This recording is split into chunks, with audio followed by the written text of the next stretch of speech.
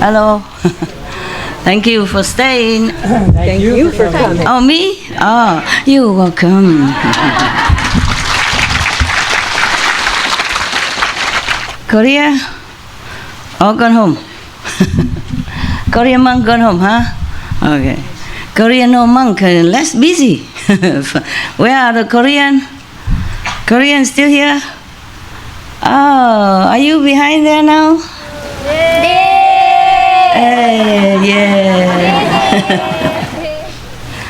You have no work? How come the monks has to go and the lay people will stay? No, normally the monks have less work, right? Yeah, I mean, of course, taking care of temples and all that. Yeah, but sometimes they have to do some ceremony, right? Like for the dead people, the live people, and whoever. In India, yeah, when the masters speak, they pile up many beds, very high, so that everybody can see, yes. But here, I don't know how high can we pile up because of the roof, yeah.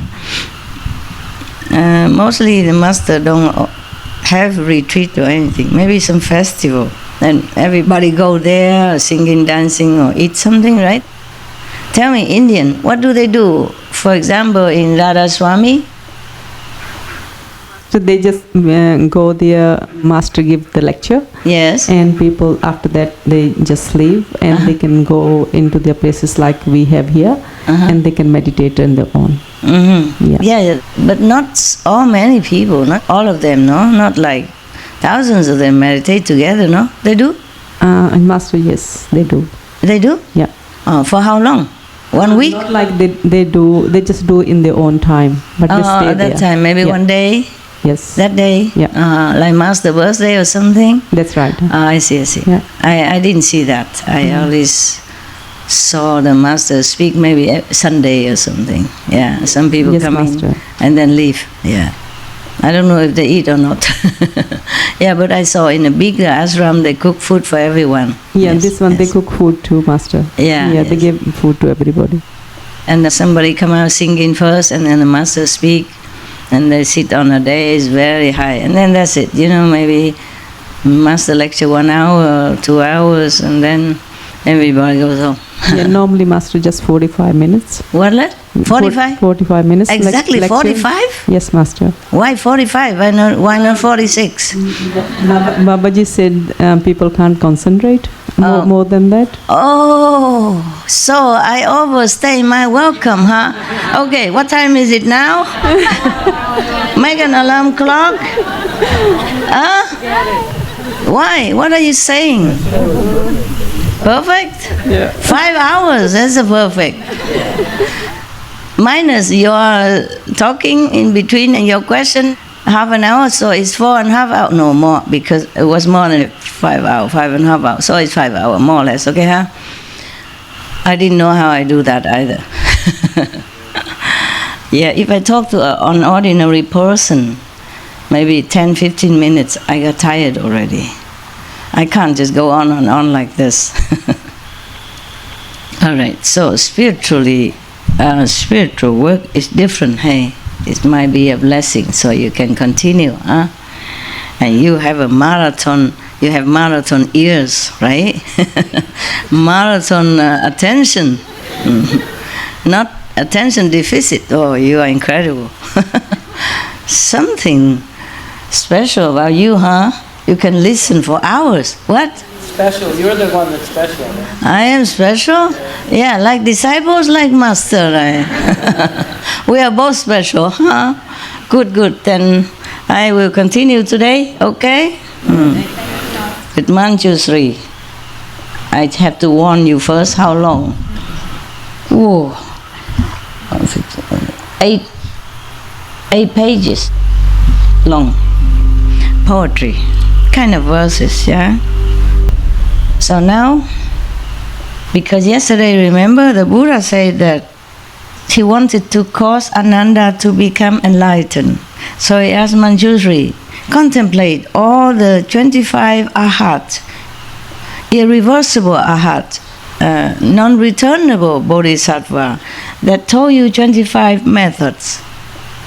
Could you explain it to Anand and the assembly in the beings after my extinction, after my nirvana? Which expedient door is the best? I mean, most suitable. They're all very good. The Buddha praised them all as very good vehicle for enlightenment because they all became enlightened, became arhat or bodhisattva through their learned methods, even from aeons ago.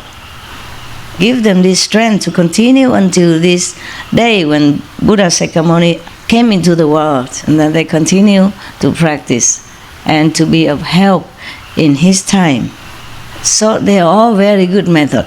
Yeah, the Buddha didn't say, "Oh, this method no good, that method is inferior." No, he praised them. Remember?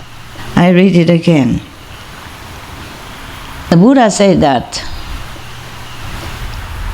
you should now contemplate these 25 great bodhisattva and arhats, their method as well, who are beyond learning already.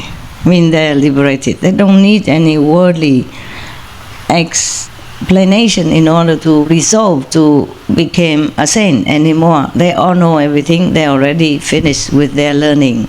They already attained arhatship or bodhisattvaship. Each has explained the initial expedient in his accomplishment of the way. All say they have cultivated to true and actual perfect penetration. Their cultivation is equal without distinctions of superior and inferior or earlier or later. I mean, all good. Yes. So now because he wants Ananda to be enlightened quicker. So you see, Ananda have been with the Buddha all this time. He has not taught him Kuan Yin method. And you came from nowhere. I don't even know where you live, what you do, which daughter and son's house you belong to. You get initiation almost right away, okay? Now because I'm not running around the world, so they have to purify themselves and study a little bit of the teaching so that they know why they want to be initiated. So be sure that liberation is what they seek, not any worldly power or magical ability or fame and fortune stuff. I guess you are luckier than Anand. See, only now I wish to cause Ananda to become enlightened. Poor Ananda, serving the Buddha all this time, and still hasn't got the main method, okay, the good one. He wasn't enlightened. That's why he said, the Buddha said, I want to cause Ananda to become enlightened. Ananda wasn't enlightened at all at that point, and been with Buddha all this time, stay next to him, memorize so many discourses and miracles that happen within the assembly, within the followers of the Buddha. Imagine that. So intellectual cleverness or sharp faculty of memory mean nothing. But we have to thank the Reverend Ananda for all this. Okay? Yeah.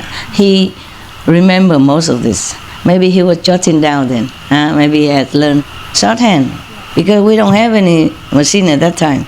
So he must have been good.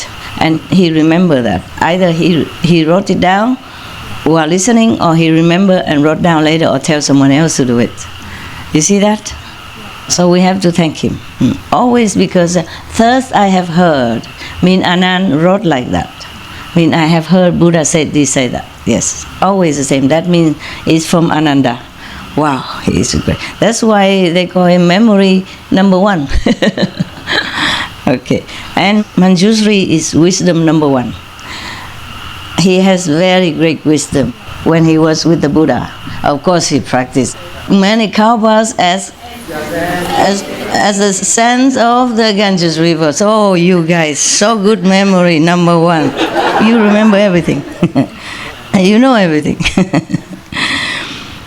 Okay, so now the Buddha asked Manjushri, because he is a prince, the Dharma prince, Now, when you wise or you practice superiorly, then the Buddha would call you like a Dharma Prince, or the assembly would give you such title. Just like I'm giving the title Supreme Master, yeah? I was told to have that title.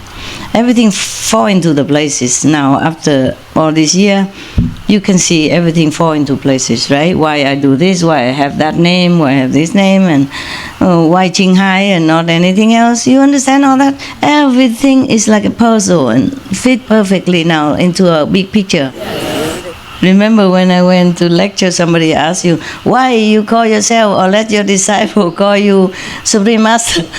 I just feel natural, it's me. So I say, why not? I'm the Supreme Master. I didn't mean arrogant or anything. I just felt like it's natural like that. This is the way it is, you see.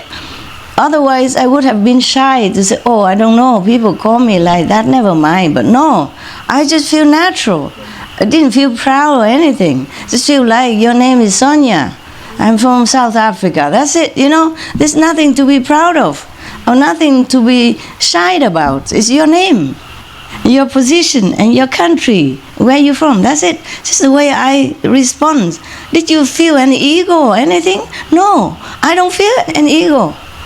Normally I would be shy, but I just feel so natural at that time. As if God wants me to answer like that.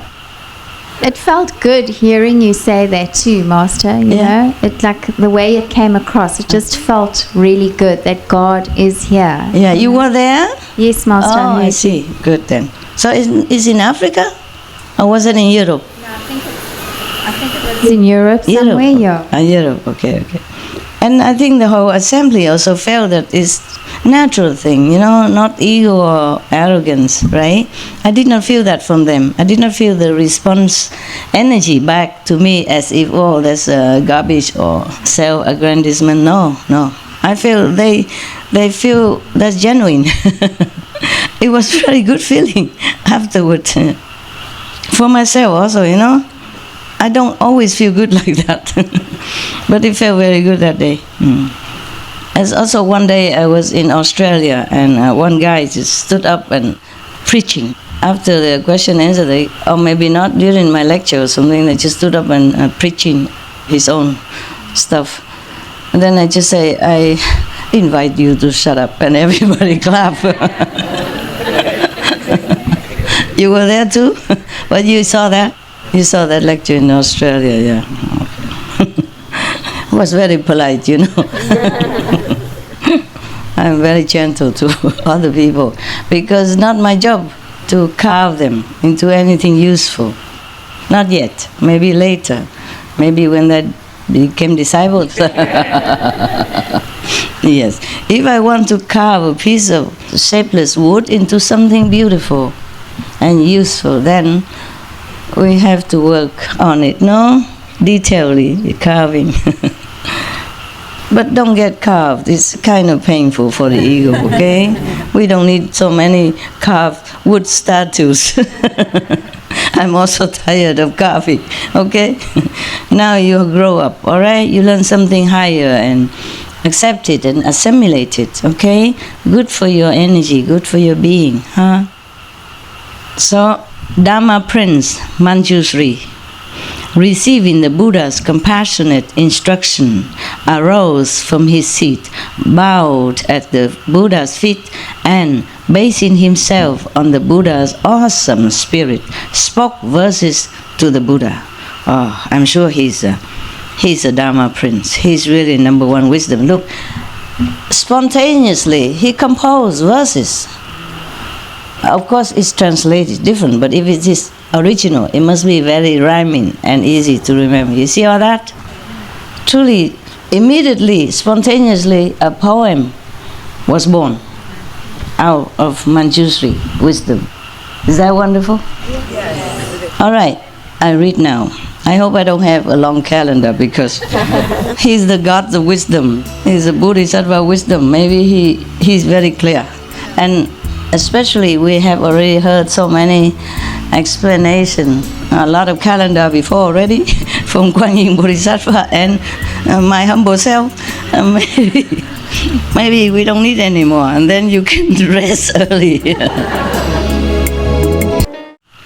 Thank you for the chapati and the samosa. Very good. I ate only half of it, half of the samosa, because you make it big, whoa, generous. And I share with the ghost. And they like it. They also thank you. But I eat more later, okay? I just didn't have time. I just quickly make a few pieces, and then so that I can give the rest to the ghost. But I will enjoy later when I'm really hungry, okay? I'm really hungry. Mostly I cannot. Hope you like it, Master. Thank you. I will like it. Long time no see. How not like? Okay. Yes. And also the curry you made also. The chickpeas curry. Who Yes, made? Master. Oh, Yes. yeah. I combined it with the samosa. Tastes delicious. Okay, but I didn't have time. I have to sign, correct many paperworks. Yeah, before I came down. See, and then I have to correct myself also. Master, you're looking so beautiful. And wrapped up, look decent. Yeah. So it takes some time. So I can't afford to always eat. I eat really when I'm hungry. I'm sorry to tell the Buddha that I broke this precept that afternoon time you cannot eat, but I have no other time. In the morning when I wake up, when I'm out of meditation, you don't feel hungry. And then many works waiting, or dogs, or humans and stuff. And then working, time pressure. I can't just... Sometimes I eat and work at same times, but sometimes I cannot because there's no work there. I must do some other work. I cannot bring the chapati here and then work and say, oh, Manchuri, yum yum. I receive them in the Buddha, yum yum yum. It's different work, you see. In my own quarter, I sign document, I correct a script, for example, then I can eat. Yeah, nobody see me. And if I'm yum yum, nobody hear me, huh? And the paper don't talk back at me, nothing. But here I cannot. It's a different work, so I can't afford to eat then. But I will, okay? I ate already some. They're very good, very good. Thanks for giving me the opportunity to make of course, something. I love your opportunity. I love to give you that opportunity anytime. My pleasure. Yeah, Master, we are here for another week. I'll make something else for you.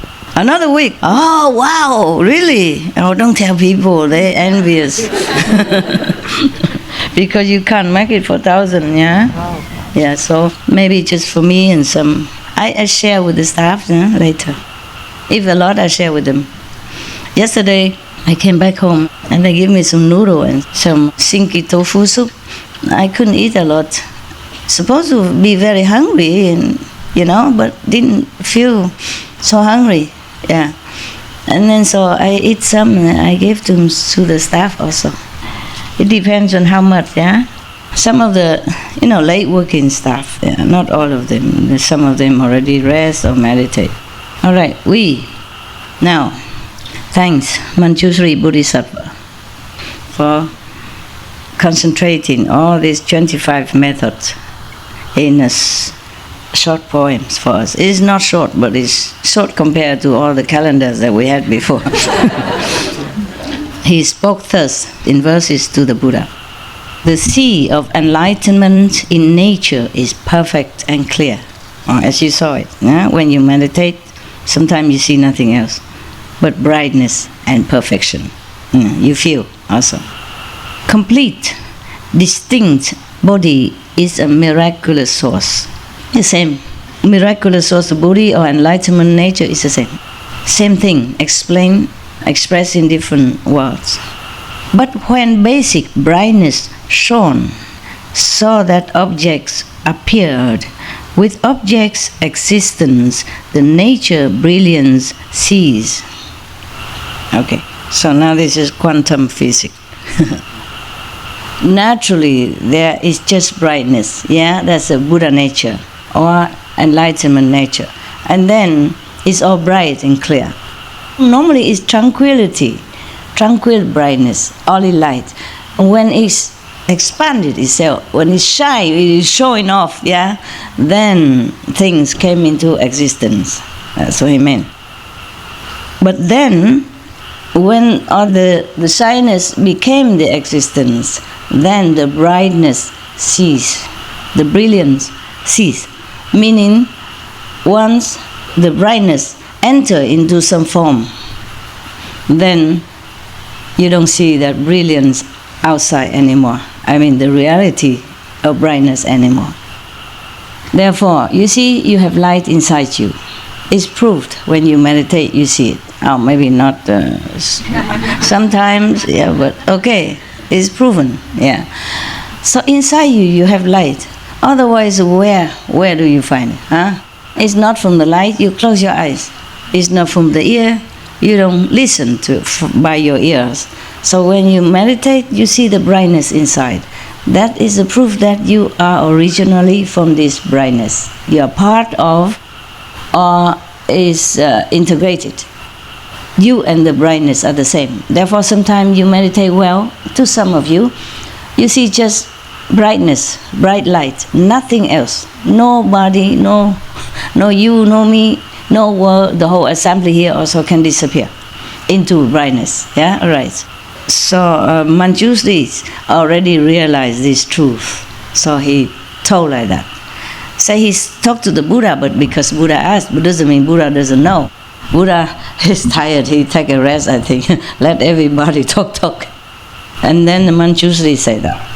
So now, because of that, suddenly there's no brightness anywhere, and it caused confusion. Now see, so he said, confusion and falseness bring about emptiness. Relying on emptiness, time and space take form. This is quantum, Big Bang. When the real energy exploded, then there's a chaos all over, chaotic rearrangement or readjustment or adjusting and all that. And falseness, because there's no brilliance shining anymore around. And then bring about emptiness. It could be like a darkness also, in the confusion and falseness. If you're not a Buddha anymore, if you're not in the Buddha's state of mind, if all beings has become confused, therefore there's emptiness that arise from that confusion and a wrong concept. And relying on emptiness, time and space take form. See, originally there's no time, no space. So just like when you meditate or when you're happy, time passes so quick. There's not actually this time at all. Time is just relative terms, but we're so used to it.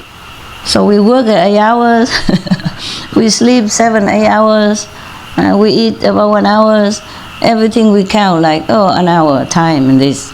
And then because of the emptiness, time and space are born. Thought settles, the thought of being settle, making countries and land. What knows and feels becomes living beings. After the movement of the energy, whatever can discriminate become thoughts. And after the thoughts are born, it's settled, it's settled here and there, and manifest into countries and lands. So all things born from thoughts.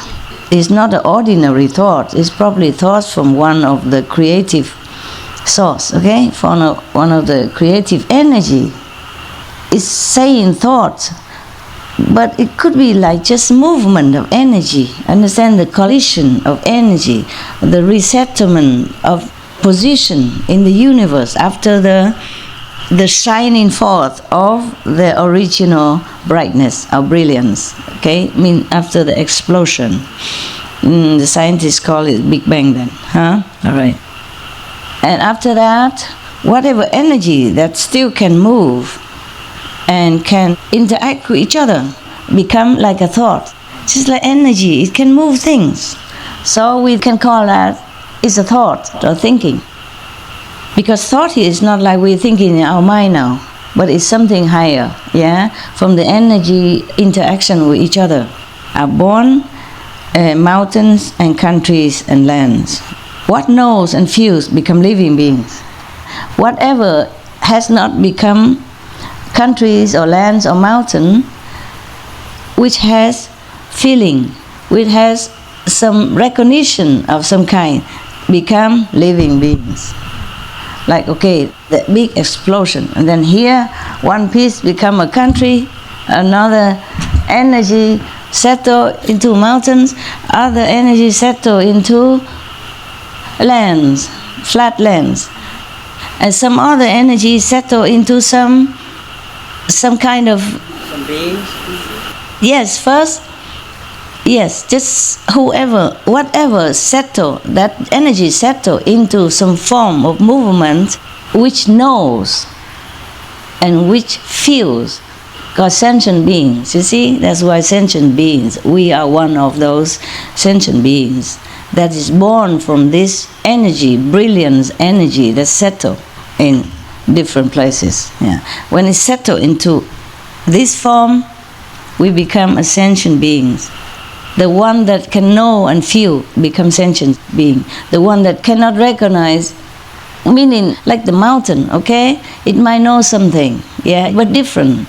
Not the knowing of the physical existence. The mountain might know some other thing that we don't know, okay? But they don't know the taste of the bread that you eat. They don't feel the emotion of romantic love that you do, okay?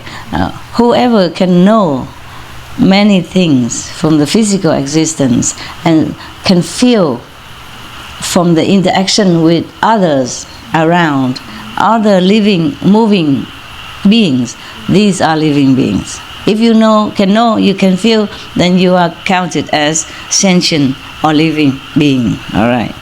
The emptiness created within great enlightenment is like a single bubble in all the sea. Lands like fine dust motes, subject to outflows, all come forth out of empty space. Within this emptiness, after all the confusion and chaos, after the explosion, then confusion, and then arise the emptiness. The emptiness is still within the great original enlightenment, you know, the original brilliance, okay? Even though it is have a lot of being in it and different shape and form, but we are still within the enlightenment original, the brightness with the light anyway. But the emptiness is also created out of enlightenment also. And then the emptiness creates more things. The enlightenment, brightness, the original body nature creates the emptiness, yeah, after the chaos. And then the emptiness creates other things. The emptiness is just like a bubble, a single bubble in all the sea. But then the lands that create it are like fine dust motes, subject to outflows, and all come forth out of empty space. It just come from nowhere.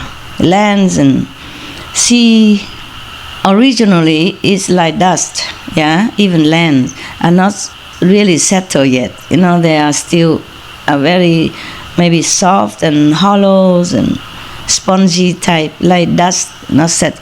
Actually, the scientists describe them as gas, you know. Those not yet solidify themselves into satellite, into Earth, planet, is just like gas, they say that. It truly is like that. And here he describes it like fine dust motes, like dust. Probably not yet completely solidified. He defined the beginning of the world. He tells us how the world is formed. And they all come out of empty space after this explosion of the divine light. Just as the bubble burst, space is no longer there. How much the less the three states of being. He says, suppose this emptiness within all the sea, the single bubble in the sea, if it bursts, then there's no space. You see, we are created within this emptiness, yeah? But the emptiness is described here just as a bubble in the sea. When the bubble bursts forth, then there's no space anymore. If we have a balloon, yeah, then inside we have space, empty space. But if the balloon gone, disappear, there's no space. But we are illusionary living in this kind of bubble. And we have space, we have time. But if the bubble bursts, then we cannot find any space anymore. How would we even count time? That's what he meant, okay? Even less the three states of being, meaning the physical, the astral, and the causal. The thinking ability, the creative ability of the astral level, and the physical level as a human. All right. So when the bubble bursts, when the emptiness no longer there, then we don't have anything. Our being's gone also. Returning to the source, the nature is not two. Many are the entrances through experience. None of them does the sagely nature fail to go through. Compliant or adverse, or is expedient. First resolve and enter in samadhi. Come slow or fast, as there are different norms. He means if you want to return to your original self, the source, the nature is not two. I guess whether we or the source, they are the same. It's just we make it different. Okay, so the nature are not two. We or the source are the same. We or the enlightenment Buddha nature are the same. Just we are confined in this, or with false thinking. Many are entrances through experience, meaning you can go back to nature, back to your source, through many different doors, meaning many 84,000 methods. I guess that. So, none of them does the sagely nature fail to go through. Meaning any of them, through any door, any sagely nature can penetrate. No big deal, no problem. Not any of the expedient door they can go through. Mean you can use any of them in order to go back to your original self. Compliant or adverse or expedient, I mean it's just convenient method to go back to yourself.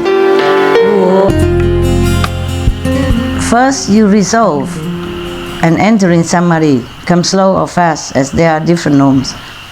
First of all, you must determine, okay, to follow the way, and then you must do all you can to enter samadhi. And then you can either slow or fast, depends on your own resolve, and also depends on different kind of method and yourself also. Form and thought combined become the dust. Their essence is not discernible. How can one use what lacks clarity and expect to gain perfect penetration? We came from dust, from nothing, so it's a form and thought, even combined, is a dust anyway. So the essence is not discernible. You cannot even find the essence of your own form, the real form and the real thought. Where from? Where they are? What are they? You cannot see it. You cannot touch. You cannot grasp it. Yeah, you cannot explain it. You cannot analyze it. So how can? What he means is anything you rely on form or mental power, thought, there's nothing there for you to rely on. So he say, how can one use those which lack clarity and expect to gain perfect penetration?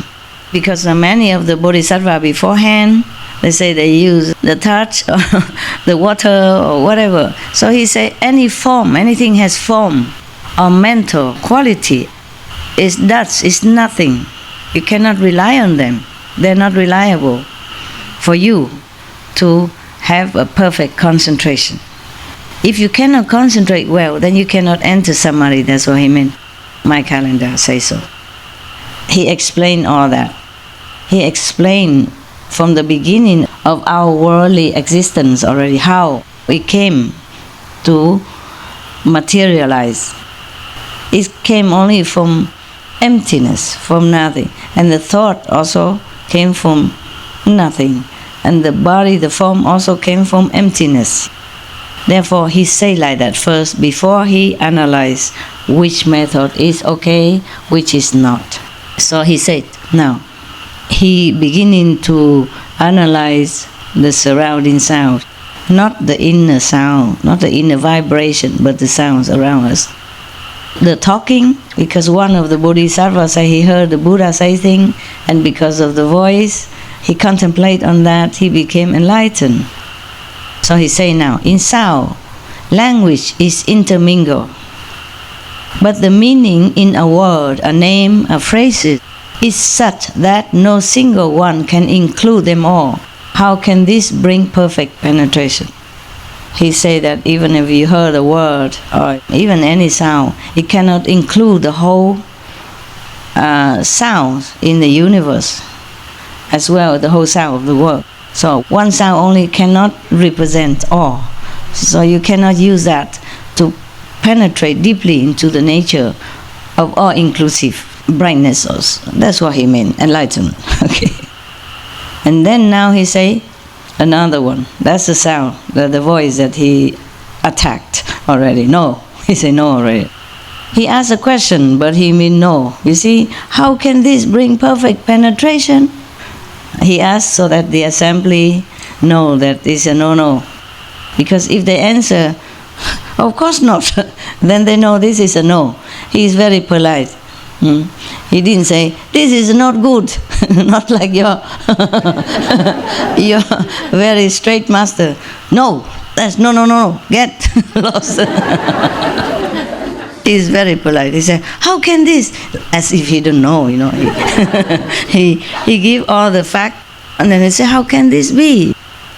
Of course, the assembly will have to agree. No, that's not. But he didn't say anything. He didn't criticize nothing. All right, next one. Awareness of smells comes through contact with them. Apart from them, one does not know that they exist. Since sensation of them is not constant, how can one reach perfect penetration? Oh, it's really a poem. See that? Since sensation of them is not constant, how can one reach perfect penetration? All right. Suppose we are born into some place in a bubble and live in a bubble for some reason and never smell perfume. So how can we even know perfume exists? How can we even smell that fragrance? That's what he meant. So rely on smell is a what? No. Yeah. But he didn't say no. He said, how can? If you don't ever know the smell, you don't even know them exist. So he may know. Right. Next one. He always asks questions. He didn't say no. He didn't say no good. I would say, no good, don't. But he say, next one, for the flavor, the one who practice flavors.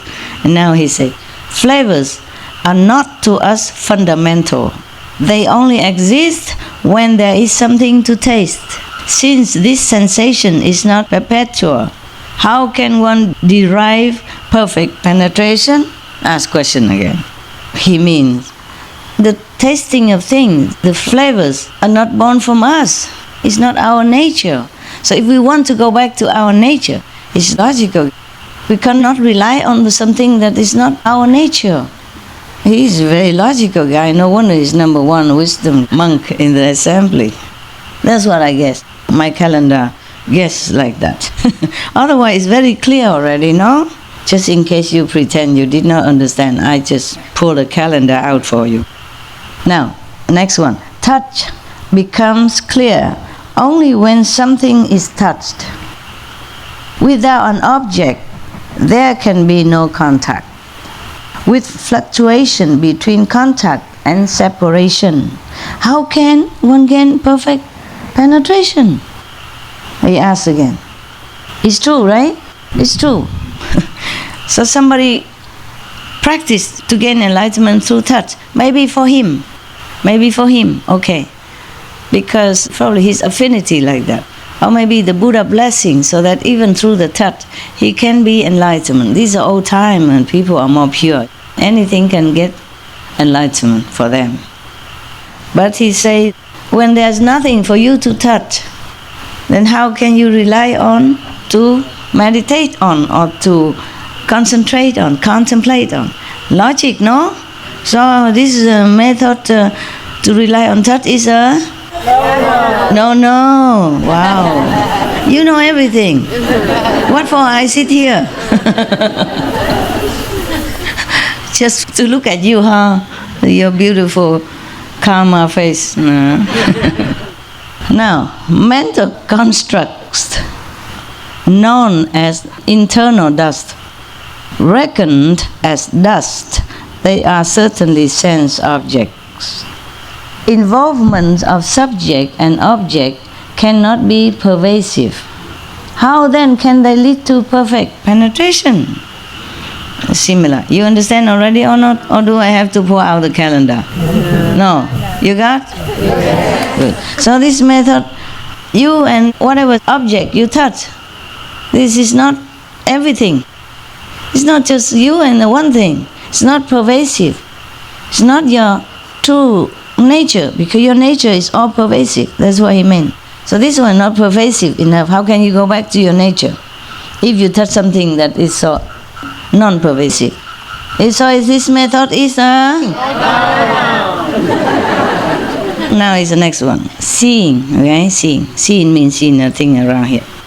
Although seeing itself is clear and penetrating, making bright what is before one, it cannot shine behind, ever reaching only half the four direction, only in front. How can it manifest perfect penetration? So you understand already? Some people just concentrate on one object in front, like a crystal, looking at crystal. How can it be all inclusive? So this is a method of seeing things, to concentrate in one thing in front of you is a... Wow, very enlightened indeed. Okay, now on the breath. The nose breath penetrates in and out, but in the rest between there is no air. When you don't breathe in, or between the in and out, there's no air. So these interruptions render it inconsistent. Oh, this guy is very articulate. How can one use it for perfect penetration? So is this a yes or a no? No. Really know that it's no, or you just say because everybody... We were at the breath, right? Okay, so now is the tongue. The tongue is not an organ apart from cause. I mean, it's just from cause and effect. Just created out of the condition at that time, after the Big Bang, after the explosion of light, of the energy, of brilliant energy, of powerful energy, that sparkle into light. Light is also energy, in different form. So he said the tongue is not an organ apart from cause. Flavors form the source of its sensation. When flavors cease, it knows nothing at all. How can it attain perfect penetration? So, if the tongue don't taste any flavor, then there's nothing there for you to contemplate on. So using the tongue, which rely on the flavors to know enlightenment, like the medicine man, is it yes or no? Actually, this is the time for these medicine kings to be enlightened. Their time is ripened. It's not because of their tongue or because of the flavors of the medicine. It's the Buddha right there. They were touching and administrating some ointment or something to him. And at that time the Buddha just relaxed and then blessed them. Nobody else is sharing the blessing, only two of them, with the Buddha alone. And the Buddha was grateful and comfortable. Don't think the Buddha is not grateful, okay? The Buddha is grateful. All the Buddha, Bodhisattva, they are grateful when they should be grateful. Yeah? So he feels comfortable, and of course he feels thankful to his two disciples. So the blessing comes out. Not that the Buddha direct the blessing, it's just automatically. The rapport between them. Plus, these two medicine men has practiced eons of kalpas, as many as the senses in the Ganges rivers. God, I thought you don't know that much, but I am wrong. I'm very pleased with your catching up and memory. Now, next one. It is the same for the body as for objects of touch. Neither can be regarded as a perfect awareness with defined and limited invisible divisions. How can it be used for perfect penetration? Somebody is contemplating on the sensation of the body or something before it got to do with the body. So he say the body and or something that is interact with it is not be regarded as a perfect awareness because it's only limited. Only the body and something touching it, yeah, or feeling, making it feeling, yeah. Like you feel hot or you feel cold with your body, only this limited self and physical sensation. So he say, how can it be perfect penetration to go anywhere, yeah, to go up? So using the body for meditation is a yes or? All right. Now, he talked about the mind's knowledge, mean the knowledge of our worldly learning, yeah? Okay. The mind knowledge is a mass of deliberations. What it perceives is never profound insight, unable to get beyond reflection and thought. How can it reveal perfect penetration? Deliberation. It's just like whatever you know by the mind, is it just some time of a mental gymnast, arguing back and forth, analyzing, just thinking only. It's a mass of deliberation. You know, whatever you want to take in, you take in, and sometimes people push it in for you, a brainwashing. It never can perceive anything that is inside. The inside knowledge is different from the outside knowledge. So he said it can never penetrate the profound insight with T, insight. So the thing the mind collect and call it knowledge is the thing from outside with D. So completely different. He say that's this perceiving from the mind, it can never get beyond reflection and thought even. The original thought that makes the universe, that makes the world. How can it reveal perfect penetration? So this knowledge, mind knowledge, or the mass of deliberation can be used as a method of enlightenment? Yes or no? No. Okay, fine. Next one. The seeing consciousness combines three aspects. Prop is origin, it has no appearance. Since its very substance is variable, how can it bring perfect penetration? If something is too many, is too complicated, varied, then you cannot concentrate well. You cannot bring your mind into one-pointedness and single-mindedness, right? So he say, the seeing conscious is too complicated, too many things, seeing too many things. You cannot concentrate well on that, on the seeing alone. Yeah. So this method of seeing, using seeing to be enlightened, is a yes or no? Okay, good. Now, the heart of hearing penetrates the 10 directions. The heart of hearing, meaning the source of hearing, the main point, the main source of hearing, penetrates the 10 directions. When born, bearing, born on the strength of great causes, those of initial resolve cannot enter this way. How can one expect to gain perfect penetration? Or the heart of hearing, he means the physical hearing. If this method of hearing have to be carried by the strength of some good causes, then many of the normal people, a novice, would not be able to enter. Not just hearing, but something special has to happen. The great causes, maybe some blessing from some Buddha. Therefore, normally the normal people, the lay people, the beginners can never enter, can never use this. You just sit and hear everything all day without any teacher, without any blessing from any saint, and then you get nowhere. So he said that this method is a... Thank you. Wow. We still have a lot. A lot of no. I'm telling you. 1, 2, 3, 4, 5, 6 more pages. We're not even halfway.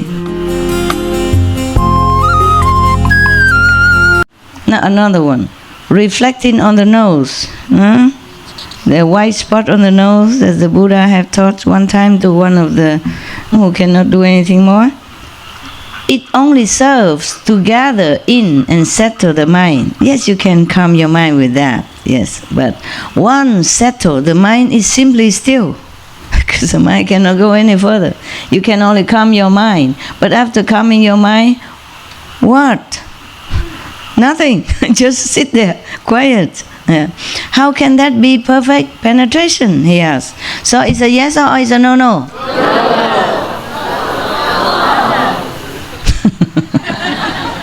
They're waiting for translation. If I ask you, then you can say no already. No need translation. It's the same stuff. Same stuff with every other method. Speaking Dharma through the medium of language is enlightened too by those of former accomplishment. But words and phrases are not free from outflows, from defects. How can this make perfect penetration? Because some of the Bodhisattvas say he listened to some Buddha's Dharma and then he became enlightened.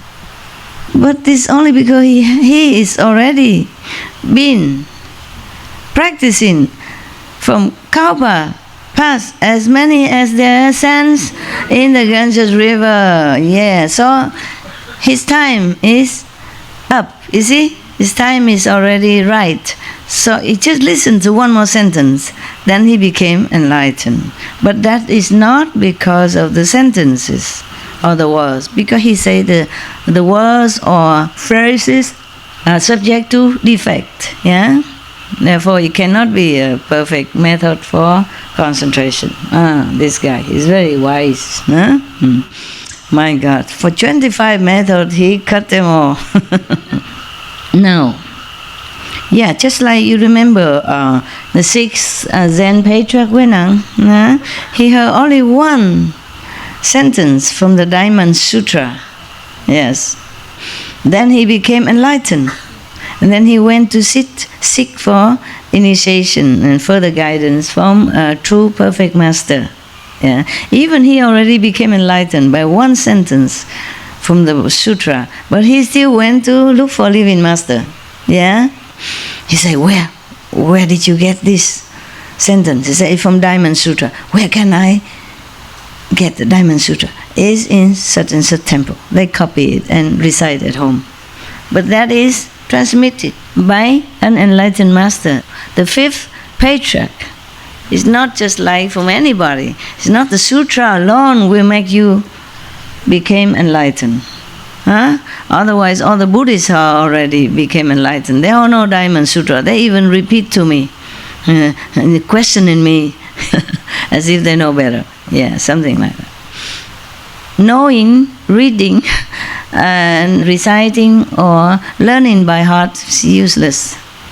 The only reason that sutra or that sentence was not useless to Huineng, the 6th patriarch, because it came from a living master transmission. He talked about it, yeah, and everybody copy. His blessing, his power is within the words, yeah.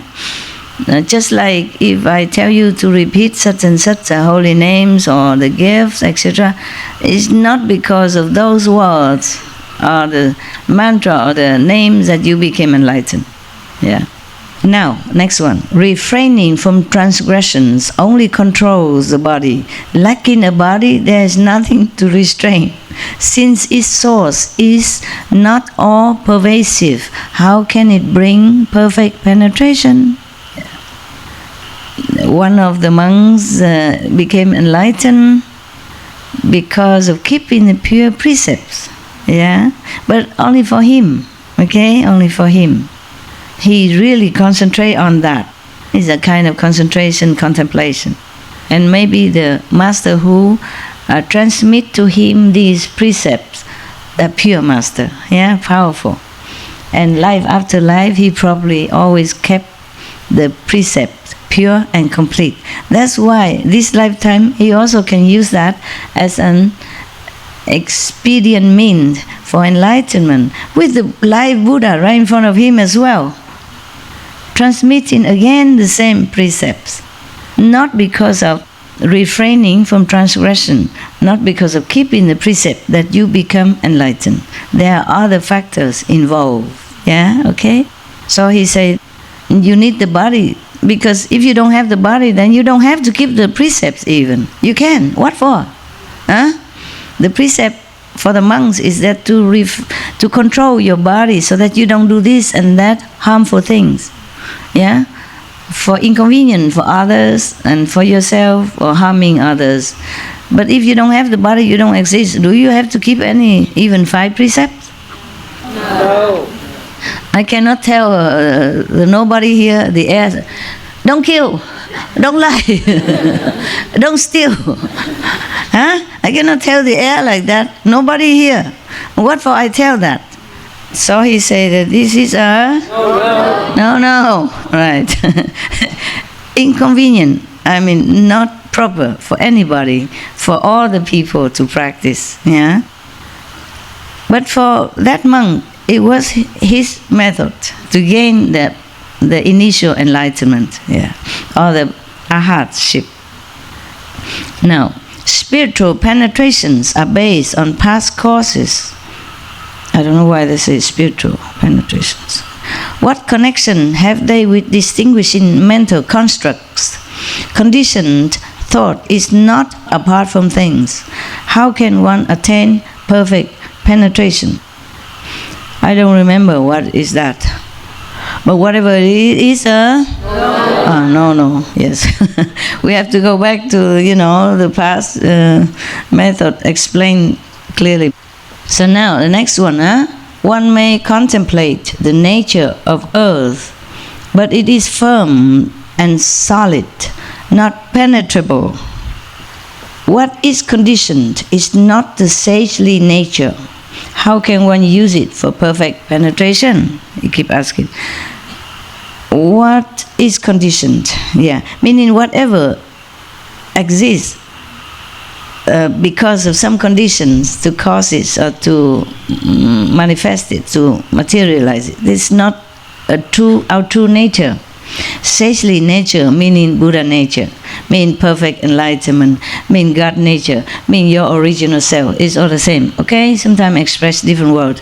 So if it's not your own self nature, then how can you use it to return to your own self, original self? That's why he say it's a... Yeah, good. Yeah, save me asking.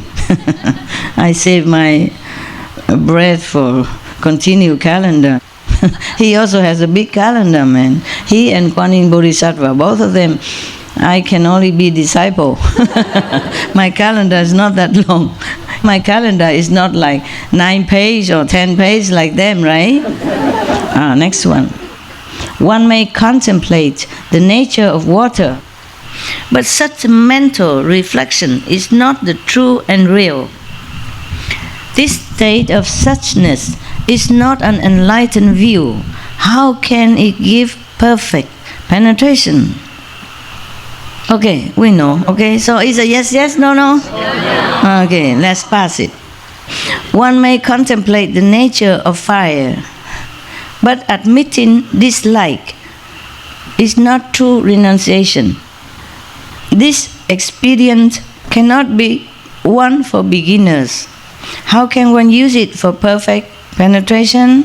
Yes, no? No. Shall we pass? Yeah, pass, thank you. No need calendar. Yeah.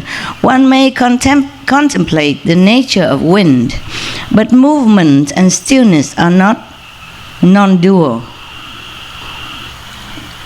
Duality cannot bring highest enlightenment. How can one expect perfect penetration? Yes or no? No. How can the wind give you enlightenment, right? Next one. One may contemplate the nature of emptiness, but its its aspect is murky and dull. It lacks awareness. What is unaware is different from body. How can it bring perfect penetration? So yes, yes, no, no? No. Right. One may contemplate the nature of consciousness, but one is regarding a consciousness that is not eternal. Consciousness is something that we have accumulated from long time and is stored in our alaya faculty. So it's not permanent. Therefore, even the thought of it is empty and false. We don't even have it. So, how can one get perfect penetration? So yes, yes, no, no? No. Pass the bill? Pass. Thank you. We look like in Parliament or Congress. Yes. And me? No. No, no. Okay. All activities, if some people concentrate on the activities of the world, he say, all activities are impermanent. That's for sure, right? Yeah. So too, mindfulness has its origin in rising and ceasing. Since cause and effect go beyond cause and effect, how can we use it for perfect penetration? Do you understand already? Yes? Yes or no? No understand? No understand or no, no? Habit ready for no, no. Okay, good that you don't work in Parliament. Too habitually. Yes, yes or no, no. All right, then if you use a mindfulness, you use your mind to be mindful of the activities around you or anything, it's not permanent either. Yeah, so it's a... No. Okay, right. Pass, yeah? I now say this, honored one. He finally says this. Buddha, who has revealed the Saha word, our word. In this land, the true substance of teaching resides in hearing the sounds purely. If one wants to attain samadhi, he means the vibration, the inner vibration, because they always translate as sound and we could get confused. Just like we also say we meditate on the sound and on the light, and then it could be confused as the outside light and the outer sound, but it is a vibration. Concentrate on the inner vibration is better, or the inner music is better. So he say, I now say this to the Buddha who has revealed the Saha word. In this land, the true substance of teaching resides in hearing the sound, the vibration purely. Yeah. If one wants to attain samadhi, hearing the inner sound is the best way to enter the inner world, yeah, to enter the path. That's what he meant. Apart from suffering, liberation is found. How excellent is he who contemplates the sounds, okay, the sounds. Okay, now, he say, if you contemplate on this sound, you will be apart from suffering. You will be liberated, yes. Throughout kalpas as numerous as Ganges sand, he enters Buddha's lands, as many as fine dust motes. Obtaining great power of self-mastery, he bestows fearlessness on living beings. It's like Bodhisattva Kuan Yin, yeah? Okay. Wonderful is the sound of Kuan Shu Yin, a pure sound like the ocean's roar. You know that, okay? You know the inside ocean roar, right? He saves the world and brings peace to all within it. He has transcended the world and his attainment is eternal. Wow, he praising. Yeah. I now make this report, oh, thus come one, regarding what Kuan Yin has just explained. It is like someone in a quiet place, when drums are rolled throughout the 10 directions, hearing at once the sounds from all 10 places. This then is the actual true perfection. If you hear that inside, as if it's from all over you, okay? Everywhere also. As if you hear actual drum or ocean right with you, in front of you. The eyes cannot see through solid forms. Mouth and nose are such the same. He condensed the report now. Yeah. So he said the eyes. You see, that's why meditating on the light alone is not enough. You must do the sound.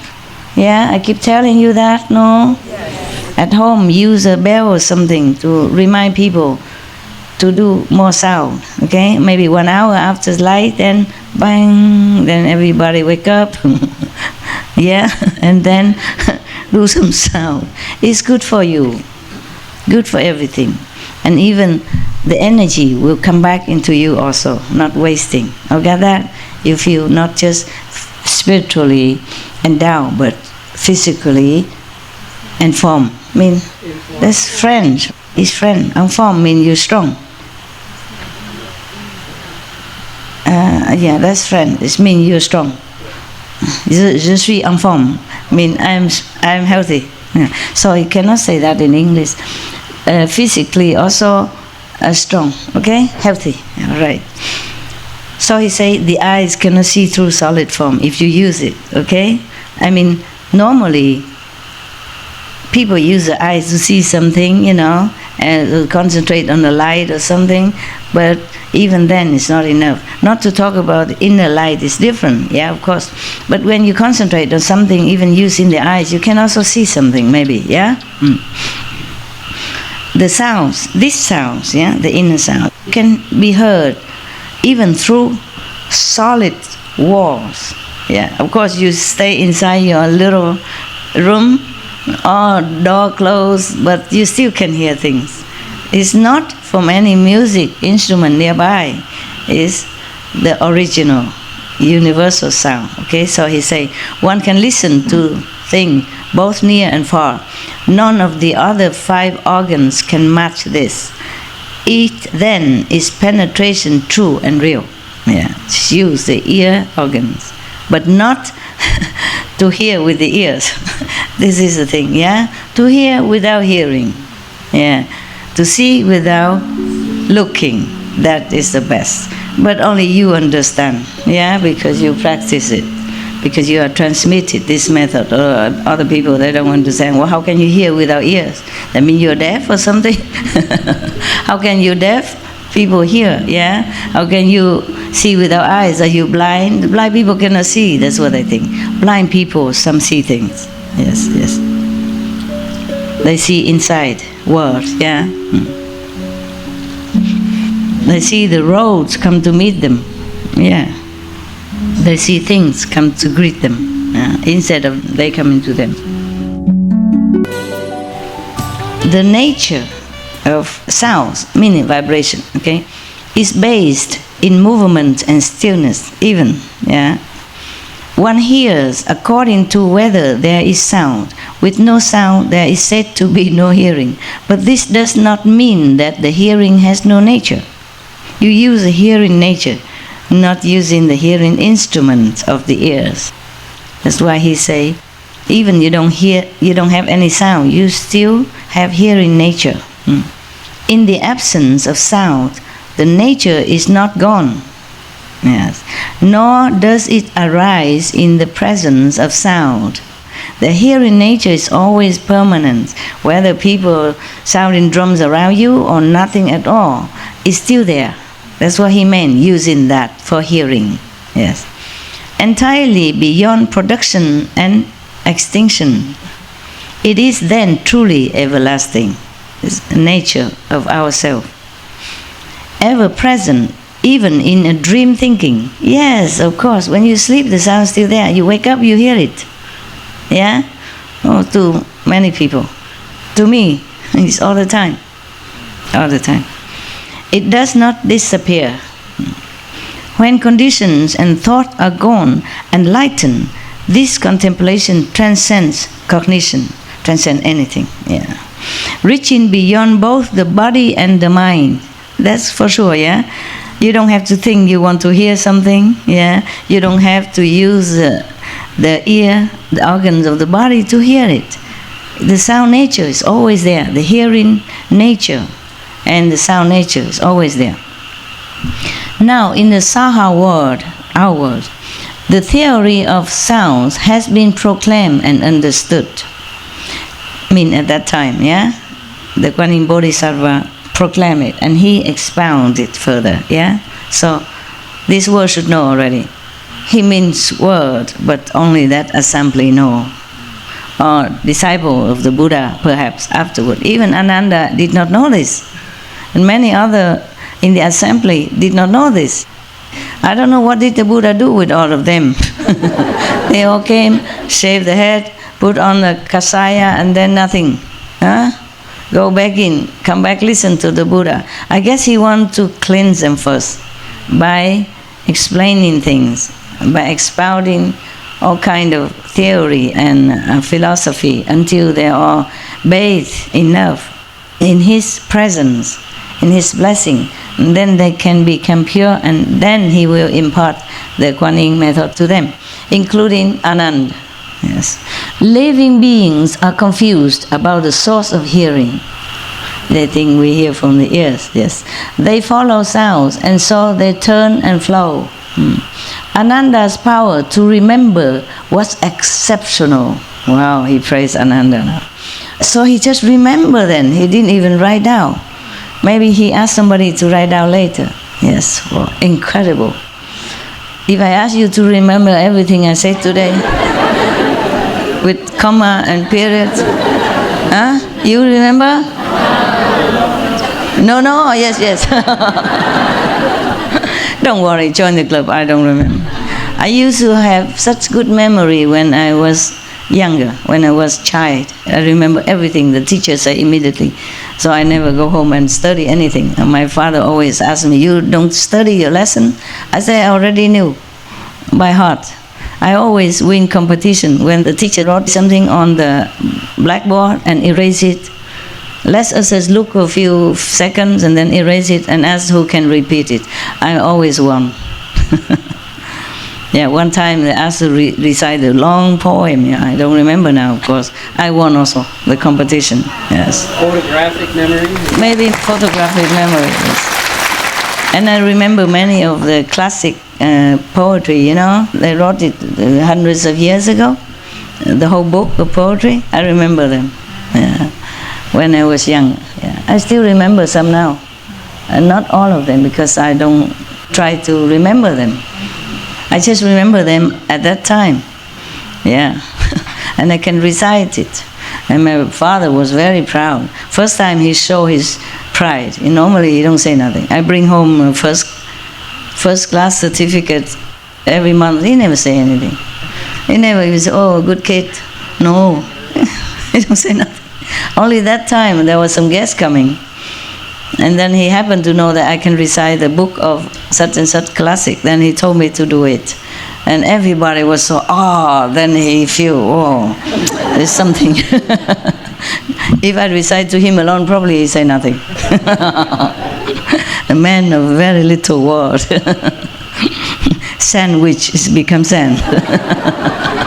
All right. You see, if the people, he meant that the sentient beings, the humans in this world, they just follow outside sounds. So they turn and flow, meaning they keep returning in the cycle of migration all the time. Yeah, they turn and flow. Yeah. Ananda's power to remember was exceptional. Nonetheless, he fell prey to a deviant plot. He was a victim of the Brahma mantra, recited by a beautiful artisan. Okay, he fell. That's why he says, you see, Ananda, with beautiful, exceptional memory capacity, still fell to the trap. She sat in that trap, waiting for him for a long time, like a spider web, waiting for him. That day he came back in at her door. Then he fell immediately. He said, was it not because of heat in the sounds that he was nearly lost? He's hearing, he's following the sound of the mantra she was reciting, and drawing him to her. Because his ears were outward. He's hearing the enchanting voice singing this mantra from that woman. If he did not hear it, he wouldn't have followed inside into her room. Okay? So by turning back the flow, one will make no such mistake. Well, I doubt it though, with your capacity. Looking for new boyfriends so many years. If you don't do enough Kuan Yin, that's why I keep telling you, you have to do it. The Kuan Yin is very important for you, for your peace also, for your peace of mind, for your peace and family and in the world, okay? Must always do Kuan Yin. From now on, every retreat, during meditation, people have to sound the little bell, okay? There is a small Buddhist bell, we can bang, very light, but you can hear it. If not, just go right to the ears of the not in parliamentary member, bang. Okay. You see that? He said using the ears, following the ears, perception is no, okay? So now he said, Ananda, now he said to Ananda personally, Ananda, you should listen attentively. I rely upon the Buddha's awesome power in describing to you the Vajra King, a samadhi inconceivable of likeness to illusions. It is the true mother of all Buddhas. He said that because the Buddhas bless him, he can explain all this to Ananda. He's very humble. No? He didn't say, I know all this, now I teach you. He said, rely on Buddha's blessing and power. I can explain this to you. I tell you, this is a king, the Vajra King of method. It's nothing like anything in this illusion world. It is a true mother of all Buddhas even. From this Kuan Yin method, all Buddhas were born. All Buddha became Buddha because of Kuan Yin method. Okay, so you may hear the secret Dhamma doors, mean method, of Buddhas as numerous as motes of dust, but without first renouncing desire and outflows. You may amass learning, but you will still make mistakes. He said you can hear many methods, 84,000 for example, as many as motes of dust. The many methods, or as many Buddha as dust, that you cannot even count. Most of dust in this world you cannot even count. Just as much as Ganges sands, okay. Therefore, but even then, you can amass learning. You may know the theory, you may remember all the Buddha's lecture, but you still fall. You still fail in your effort to become Arhat or Bodhisattva or Buddha. So you concentrate on learning to uphold the Buddha's Dhamma, the Buddha's teaching. Dhamma means teaching. Why don't you listen to your own hearing? You keep listening to Buddha lecture. Why don't you listen to your own? Find your own hearing nature. Hearing does not spontaneously arise because of sound. It gets its name. But when hearing returns and is free of sound, what does one call that which is set free? He asked Anand. As soon as one sense organ returns to the source, the entire 6 organs are liberated. So using the hearing organs, the true hearing organs, you can liberate all other 6 organs. For example, the eyes, which always attracted to the scenery or outside beauty in the world. The taste attached to good flavor, good food. The tongue, for example, the nose like to smell fragrant thing. So all attached to outside illusionary charm and forget the true nature of hearing, of seeing, tasting. That's why I taught you seeing without your eyes. I told you to close your eyes, and your seeing true nature will see the true things, the true scenery, true teaching. Yeah, hear the true teaching. You have to forsake the ears, but use your hearing, the true hearing nature to hear it. Then it will cleanse you. It will penetrate your beings with all the truthful substance. Then you will return to the truth. Yeah, one way or another, one day or another. Yeah, that's what it is. Just use the hearings enough to liberate your beings, because your beings mostly are bound to these 6 sense organs. Yeah. Oh, you recognize yourself because you see yourself in the mirror. You're attached to the beautiful girl because you look at her, or the handsome man because you see him.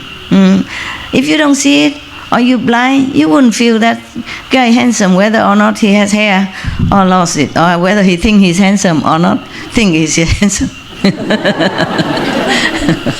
All right, sight and hearing are like an illusory covering, the triple rim, a vision of flowers in space. He say, your eyes that you use to see things, or your ears that you use to hear things, are illusionary, cover, even cover you, to cover. Or like the triple rim, or a vision of flowers in space, which is not real. Just as the triple rim, the 3 worlds are not real. So the sight or the hearing are just as illusionary as that. It's to cover you so you don't see the truth, you don't hear the real thing. Isn't that a pity? So one monk, I like that very much. I keep repeating him. He said, it would have been better to be blind, deaf and dumb in the beginning. Truly, we don't see the real thing with all this stuff. It's just a cover for us to keep us away from our true self. He continued explaining to Ananda, when hearing return, the cataract is gone. Meaning, when you revert your hearing back to the source, whatever cover your eyes also gone. Your eyes seeing things as is not true, as if a cataract has covered it. As if you have eyes, but the cataracts cover. It's the same. So when you even use the hearing power, the true hearing organ, then even your eyes will be also bright. It will return to normal again. Okay? Yeah.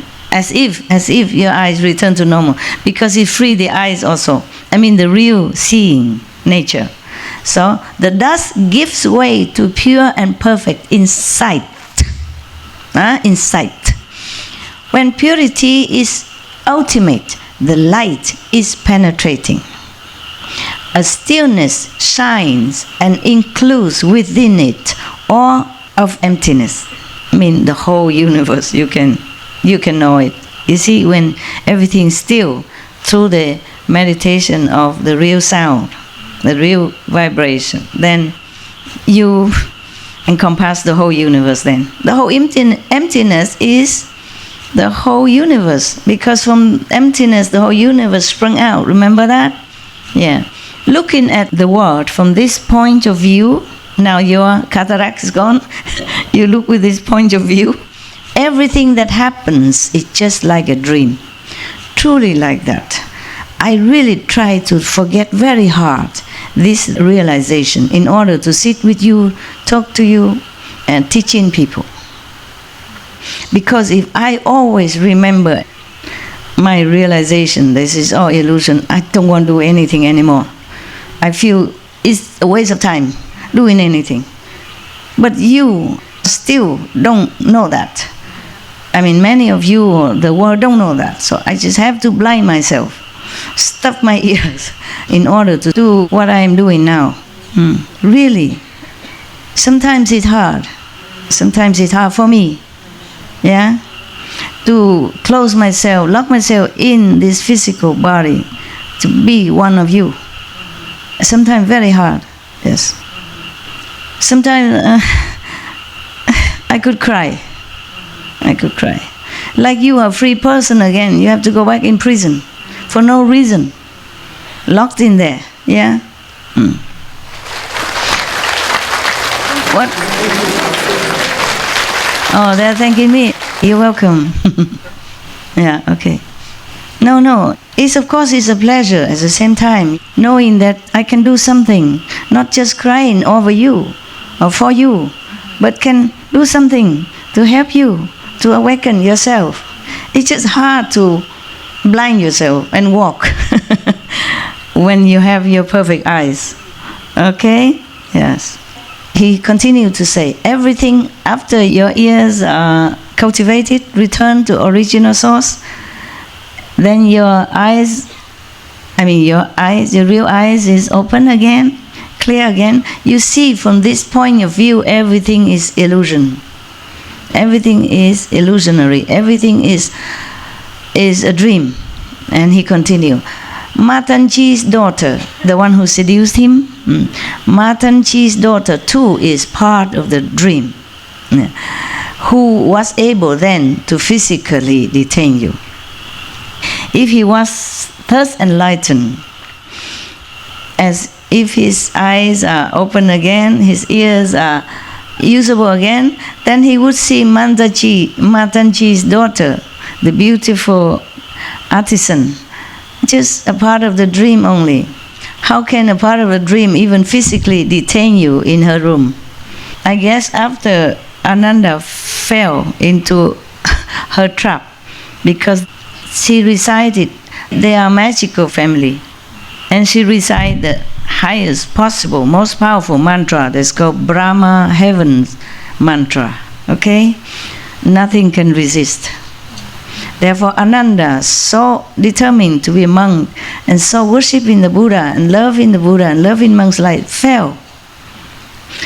I guess after that, the Buddha feel that it's time to impart it to him, the Kuan Yin method, to protect him. Because if you practice this Kuan Yin method to the full, then even Matanji's daughter, you will see it as just illusionary figure or dream-like, so you will not be charmed by any mantra, even the most powerful one. You will counteract with that, and no problem. You will be free. That's what he meant.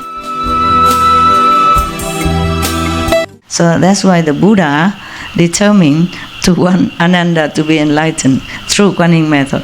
But before that, he's very democratic. Why does he have to explain so many methods? Ask everybody's opinion before he tell him to learn Kuan Yin method. He's a Buddha. He could just say, Anand, now, learn it. Why did he have to tell so many long calendars? And make me talk for 5 hours. The point is, Ananda is extremely intellectual. Okay? He knows too much theory. By following the Buddha, hearing too much, his head is so full. If you don't give him any good, logical, solid ground reason to study this method, why this and not others, when we spoil with choice, then he won't take it. He might sit there, listen, but then he says, so what? I like the other one better. Ananda has much ego. Even though Buddha don't say that, he knows his disciple. So even some follow me with Kuan Yin method, still going out trying something else, and then coming back crying. For what? Okay, I let you go. Doesn't matter, okay? Trying this, trying that. Because didn't feel like why should practice this method, because not resolved enough, not have enough determination to follow, on not determined to trust Master. That's the best method for you, even though I said so. You see? But I can't sit many hours, many days to talk to one by one, a lot of calendars, must speak this. I cannot keep explaining all kind of yogas for you. So that you believe and practice. So I just do what I can, okay? And you believe what you do. There's nothing much I can do more. There's a limit of time, space, Like when I go lecture, we have only maybe 4 hours the rent in that place. Otherwise, next one is somebody else, you see? And it's difficult to just rent any place. Sometimes they don't have space available. Okay, and my time, I have to go to another country next, etc., etc., huh? And then when you come here, I cannot always talk about different methods. There were thousands of them. It's just confusing you more. So I do what I can, I tell you what I can, I say I have tried many methods, this is the best. But it's up to you to trust me or not trust me, huh? I can accept you, but you accept what I said or not is a different thing, yeah? I cannot force you. I cannot use a magic power to change your mind, or alter your thinking, or control your thought. I don't do that. I don't do this kind of stuff. Some people say, oh, Master, please change my mind, make me more peaceful, make me more beautiful, make me more thinking positive. I don't do that. I can't. You are an individual with God inside. I don't want to change God. I don't want to control God. You have to find yourself, the real God inside. By controlling anything else which is un-God, okay? Then you find the God. And then you know what it is, okay? If I can control all of your minds, it would be easy. No need doing anything. Sit in my room and search. Send all this controlling power to all directions. All the leaders are under my thumbs. All the warring Mongols are subdued. Understand? No good, right? You are born here to experience what you have to experience. And you have to learn by all your own will power and intelligence. I cannot disrespect you, disregard your intelligence, and treating you like a dum-dum. And, twisting you around my finger. That is not right, okay? It's not right. If you choose to rolling in the dust life after life again and again, then it is your choice. You have the right to choose. So I just explain to you, I just talk to you, reason to you, and then you choose. Okay? And you choose to practice harder or slower, it's also your choice. Even after initiation, I don't control anything. But you better practice quick. Okay? Go quick. Even if I don't control, even if I don't force you, you do it for your own sake. And your 5, 6, 10 generations. And the whole world at large. Good.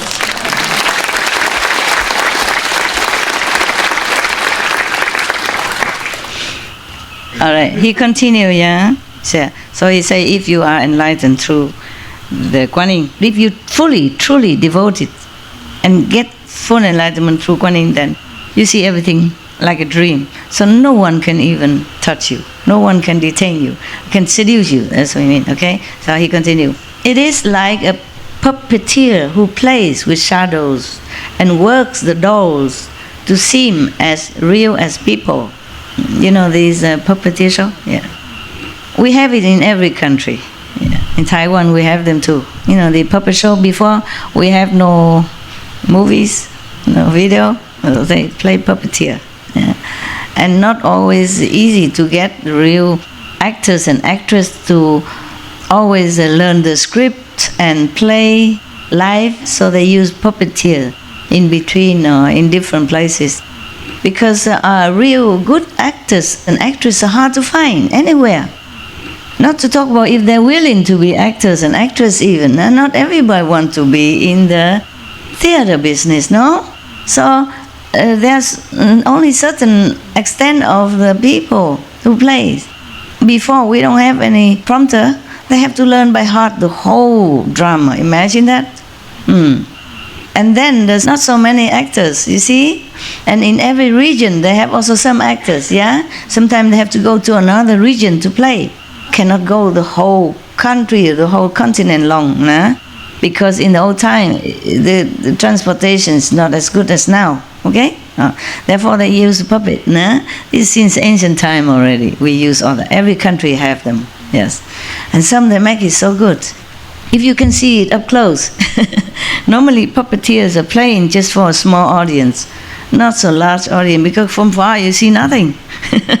The puppets are only small. They cannot make puppets like real big, then they cannot carry around. But I don't know, they could make big people, right? Are the strings? Oh, it's that very strong string, right? Strong muscle. Oh, okay, I understand now. So, and works the dolls the same as real as people. Although one sees them move about freely, they are really governed by a set of strings. A set of strings, yeah.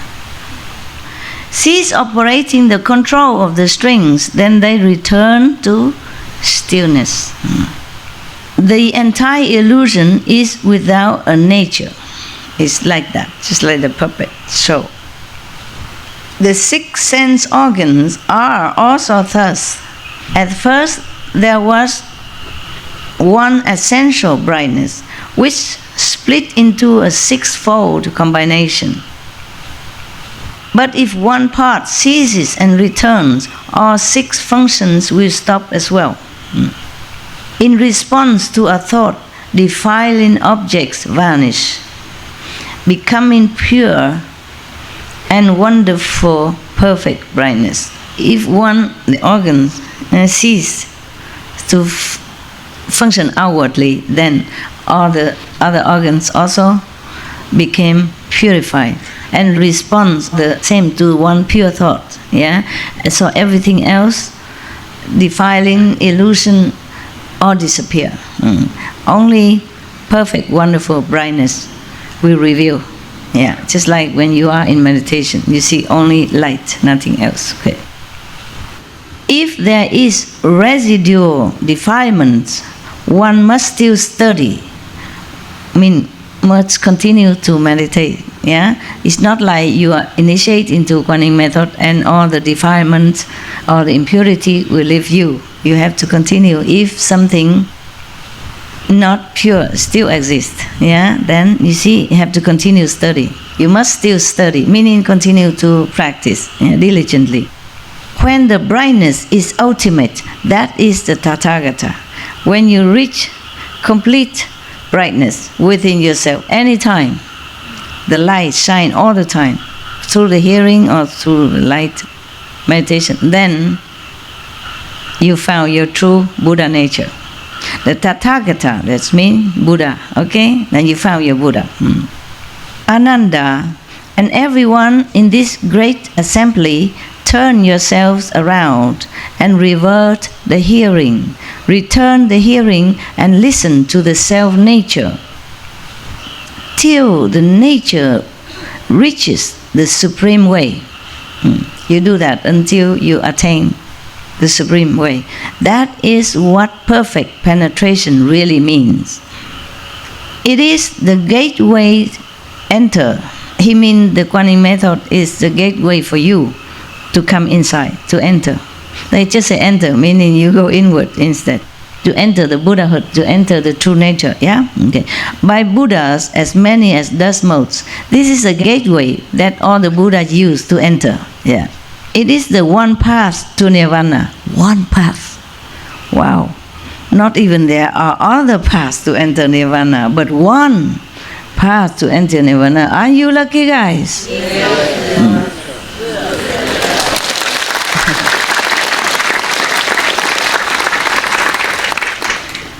Thus come ones of the past perfected this method. Bodhisattvas now merge with this total brightness. People of the future who study and practice this method will also rely on this Dharma. Through this method, I too have been certified. Manjushri. Kuan Yin Bodhisattva was not alone in using it. Yeah. No wonder he's so wise. Huh? Kuan Yin Bodhisattva powerful, this guy is so wise. Both because of the what? Kuan Yin, good. Kuan Yin method. I just try to see if you have listened. Good, you did. As the Buddha, the World Honored One, requested, I choose sincerely a skilled In means skillful means, yeah. One, skillful means to save those in the final end who seek to escape the mundane world and perfect the heart of nirvana, mean going to be Buddha. The best way is to contemplate the sounds, okay? Meditating on the sound of the universe. Yeah, they say the sound of the world, but meaning they don't understand. At that time, they don't say the universe, I guess, because they didn't know anything about the universe. The sound of the world, it says it like that, okay? The vibration that we are listening every day, yeah? All the other kinds of experience require the awesome spirit of the Buddha blessing. The Buddha blessing, otherwise not because of the touch, not because of the taste that I get enlightened. The Buddha, their master, blessed them at that time. In some cases, they bring immediate transcendence, yes. But they are not the customary means of practice, spoken for those of shallow and deep roots alike. He said other convenient methods are good only because the Buddha's blessing at that time, the master blessing. And because of that, it can bring you immediate enlightenment of some sort. Remember, I think it's in Yogananda book or something, one disciple went to the mountain and this and that and saw to look for enlightened sensation, and then came back. The master just touched him in the chest, and immediately he saw light and everything else. And the master said, mountains, rivers cannot give you enlightenment. But he let the disciple go to look for it before, until he cannot find much, and he came back. Not just mountains and river, but he seek those hermit, other master who was hiding somewhere in the mountains and somewhere near the river to practice. Yeah, he thinking maybe his master is useless, no good, because he don't find anything while staying with his master for a long time. Maybe he looked in the wrong direction, just like Ananda. Staying next to Buddha every day thinking he's some big shot. But he's not. So he fell to the trap of a beautiful woman. Then he feel a little more humble. Maybe she is there for that purpose. You see what I mean? Everything is good for some purpose, yes. She was waiting there for him to cut his ego. And afterwards he become more humble, therefore he can listen to all this. Otherwise maybe he just doesn't feel like, yeah, I know everything already. I listened to Buddha for years. What can you even tell me? My master, the Buddha, I'm with him day in, day out, next to him. But his intellect block him from receiving even Buddha blessing. His arrogance lock him inside his ego. So he cannot even get the blessing from Buddha. Lucky the Buddha sent somebody come rescue him, or else he would stay there with the woman, and after a while some little Ananda were born, and then little Matanji born, and then he'd be forever lost, at least for that lifetime. So actually she's good for him. After that, she also followed the Buddha, become a nun, and compete with Ananda, see who is better, who is faster in the path of enlightenment. So the Buddha blessing, the real master blessing power, can bring you immediately awakening. Yeah, some of you also have experience like that, and some chelas from other master also experience that. Okay. So the living master house awesome power inside. Yeah, that's why they seek a living master, not scripture. Yeah, and depends on what you seek. If you seek just to have some exercise, some small spark of light or visionary or anything, just to pass time, or depends on how yearning you are to go home, then you meet what kind of master. Okay? Don't blame any master if they don't teach you Kuan Yin method, or don't lead you to the fifth level or complete enlightenment or liberation. And blame yourself. Yes, you don't search hard enough, you don't really long fervently, sincerely enough to go home. All right? Okay.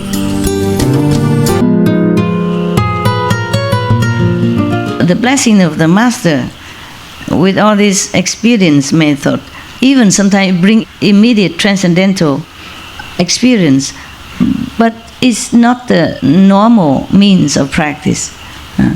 Even spoken for those of shallow and deep roots alike. Even for those who are already been practicing many lifetimes, or some beginners alike, these experience methods are not suitable, not for everyone. Even with the one with deep enlightening yearning root already within them, with deep practicing since many lifetimes already, even for them is still not suitable without the Buddha's blessing. Even with the Buddha blessing, see, Ananda didn't get anything. The two medicine men immediately get enlightening experience. The other monks just hear Buddha's voice and then get enlightening. Ananda has been with him, hear his voice every day for years, get nothing. Ananda has been with Buddha for a long time, get nothing. That's why Buddha wants him to be enlightened, to protect him from another seduction somewhere again, because he was very good looking. Yeah, I read somewhere that Buddha forbid him to let his shoulder exposed. Normally the monk at that time, they have only a blanket, they cover like that, and one shoulder exposed. And when they want to talk to the Buddha, they also expose one shoulder to show respect, custom. Even then Buddha forbid Ananda to expose anything, even just a shoulder. How can you feel enticed, seduced by a man's shoulder? That I don't understand. But the Buddha must know. He has 500 beautiful women with him. But the Buddha doesn't know. He was a prince, and all his concubines, he don't even need to expose even his nose. They all run after him already. Because his surname is Prince, and Crown Prince even. And everybody want that position, wife of the Crown Prince. So he doesn't need to even expose shoulder, even a nose, he don't need. Ear also don't need. He cover from head to toe, they still run for him. Maybe he knows all that. Maybe Ananda is exceptionally handsome. A shoulder even cannot be exposed. And even then, the Matanchi daughters still run for him, yeah? Practice this mantra just for him, just to seduce him. The best, the most powerful one, that no man can escape. If you want to get a man, this is a very low quality, low dignity method. If you have to resort to a mantra to charm a man, then I would feel very embarrassed, shame, guilty. Even if you get him, you will never feel you are loved. Even if he show all the love to you, you would think, it's a special effect. Leftover power from the mantra. You know he didn't love you. You chase him, you trap him, you tricked him. In your heart you never feel satisfied, as a beloved woman. So useless, But this is the thing. This is a drama that unfolds for the Buddha and his monk, so that Ananda become more enlightened, more careful and more humble. And so that this beautiful woman also can become enlightened. She became Arhat, after, So they both have something, something with each other to give and take, to pay and to do something, play this drama. So Manjusri continue speaking. I bow to the ones, the thirst come one.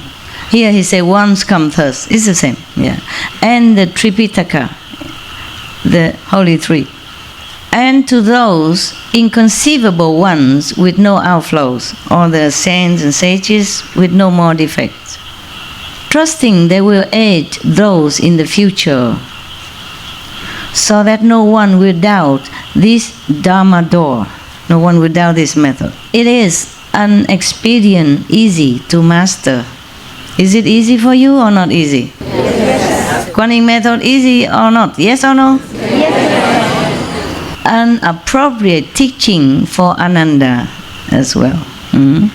It's easy to master for Ananda also. And for those immersed in the final age, after the Buddha Nirvana, he say 500 years ago is the Dharma ending age, for his Dharma age, they should cultivate this organ of hearing. But actually also in our time, some years of our time since we're born until recent years, they call it Kali Yuga, means the Dharma ending age. Actually also not just the Buddha's Dharma ending, but Kali Yuga age means Dharma ending age. So we are lucky still have method to practice. We have to thank all the saints, the sages that protect and preserve the lineage of Quán Âm method up to date. We really are grateful.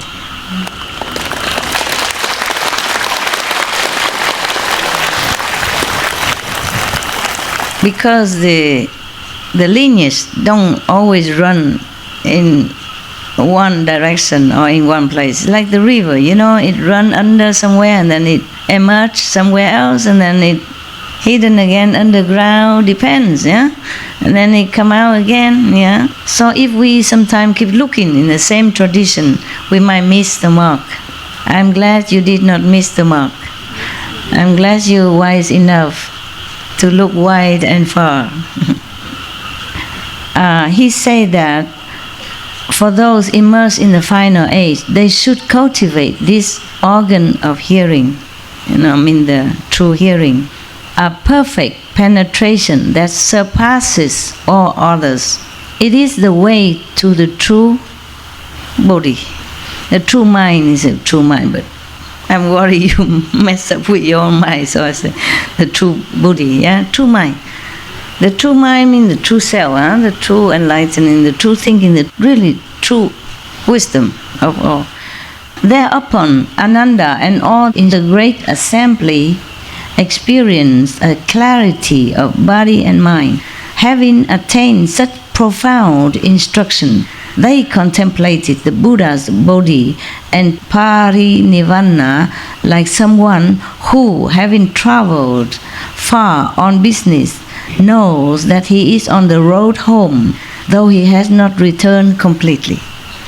Throughout the entire assembly, the gods, dragons, and all the eightfold division, all different kind of devas and demons and human beings, those of the two vehicles who were not yet beyond learning, as well as all the bodhisattvas of initial resolve, as numerous as the sands in the 10 Ganges rivers. You must know there are invisible bodhisattva and beings as well.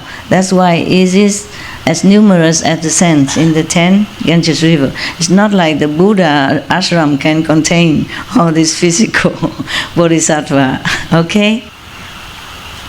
Because his ashram, I think it cannot be bigger than mine here, okay?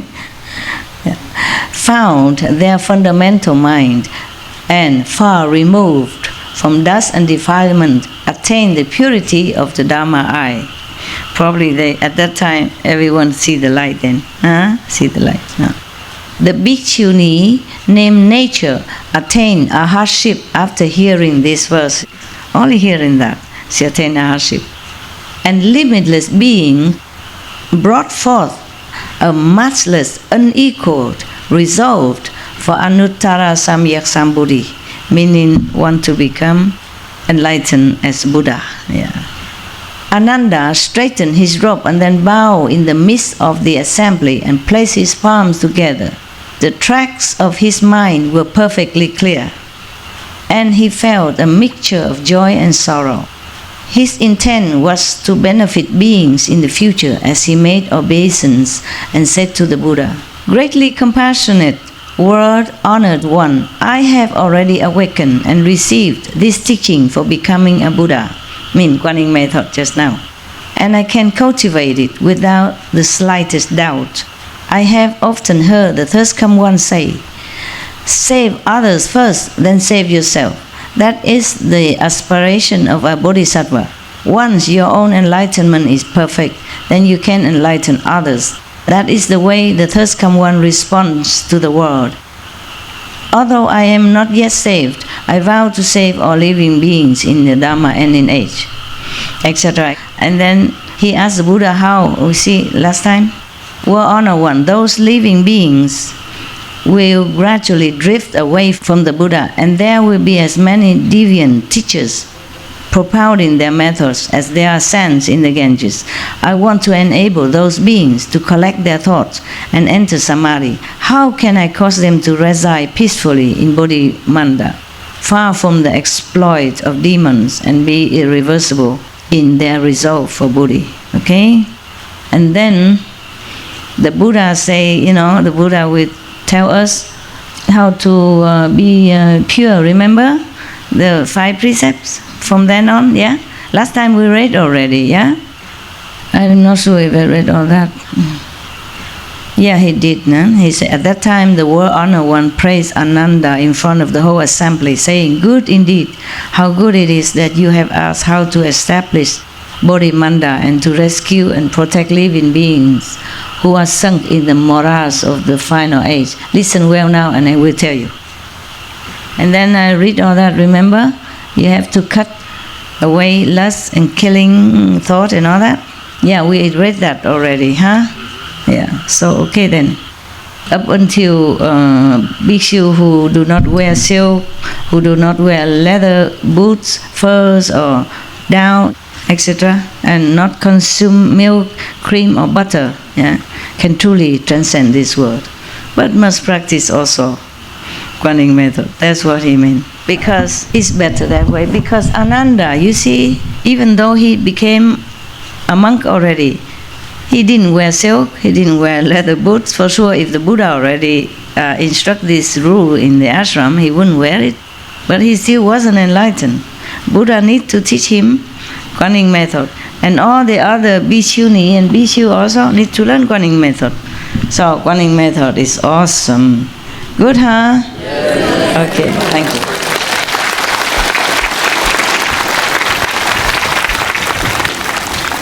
But you remember the Buddha also taught us that to make a Bodhimanda, a pure place for contemplation, you have to sit 100 days without eating, without sleeping, without drinking even.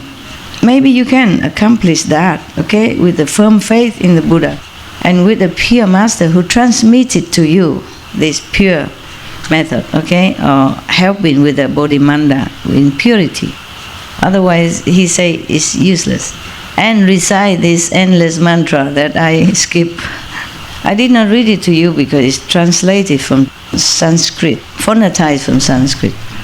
So I wasn't sure whether or not it's useful. It could be useful, but I don't know if you have time to read it. All right, today our calendar ends here.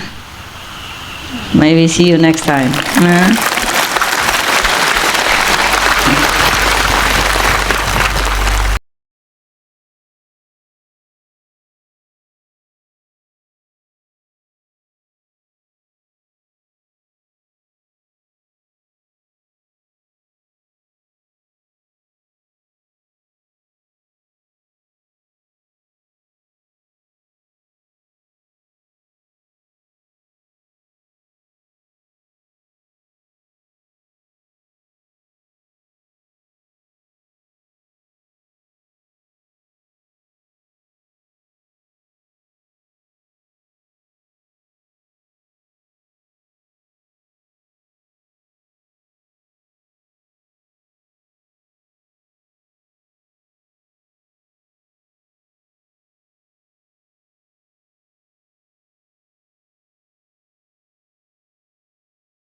Ciao!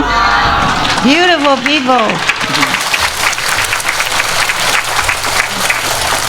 I like it also. It helps when I speak with the assembly who are more enlightened. So we are more in the same frequency. It's no rubbing anywhere, no friction. But I love you all no matter what, okay?